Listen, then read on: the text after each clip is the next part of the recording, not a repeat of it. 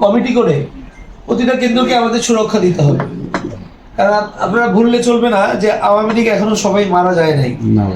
অতএব কোনটা অনেক কেন্দ্রই ঝুঁকিপূর্ণ হতে পারে। আপনারা মনে করছেন আওয়ামী লীগ নাই, তাই করে তারা ভোট কেন্দ্রে যাতে ভোটার না যায় অনেক কিছু করতে পারে কিনা?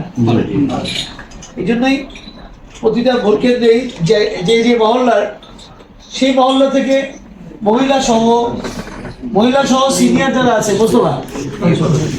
মহিলা সহ সিনিয়র যারা নাগরিক আছে, যারা দলের সমর্থক কিন্তু দলের কোনো পদে নেই, তাদেরকে উপদেষ্টা করে, আগেও বলা হয়েছে আমরা 93 জন না পারি 50 জনের মতো হলেও প্রতিটা কেন্দ্র, একই স্কুলে 6টা কেন্দ্র, তাহলে 6টা কমিটি হবে।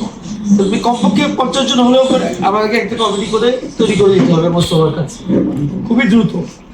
তারপর সেখানে যাচাই বাছাই করে, কারণ এই লোকগুলাই ভোটারদেরকে ভোট দিতে উৎসাহ দিবে, ভোটার নাম্বার কত, আইডি নাম্বার, এই সহযোগিতা এরাই করবে, এরাই কেন্দ্রে থাকবে, বাইরে টেবিল নিয়ে থাকবে, ভিতরে পোলিং এজেন্ট এর ভিতর থেকেই হবে।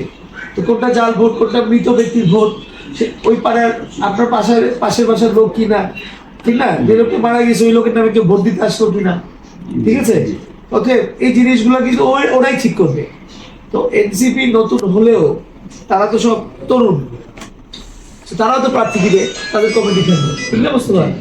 তো মোস্তফা এত বছর ধরে, 30 বছর ধরে সে ভোটের রাজনীতি সম্পৃক্ত, আরো বেশি 40 বছর ধরে সবসময় এজেন্ট থাকে, তো অভিজ্ঞতা আছে। কিন্তু এনসিপি অভিজ্ঞতা না থাক, আমাদের বুঝতে হবে জামাত ইসলামী মাঠে থাকবে, তারা তো অভিজ্ঞ। অতএব এদের সাথে আওয়ামী পরাশক্তি হামলা করতে পারে যদি ভোট বাচ্চা হয়, ভোটাররা কম যায়।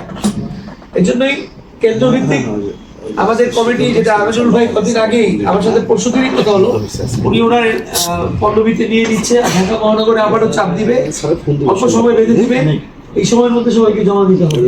এটা আমাদের ভারপ্রাপ্ত চেয়ারম্যান অনেক রায়হান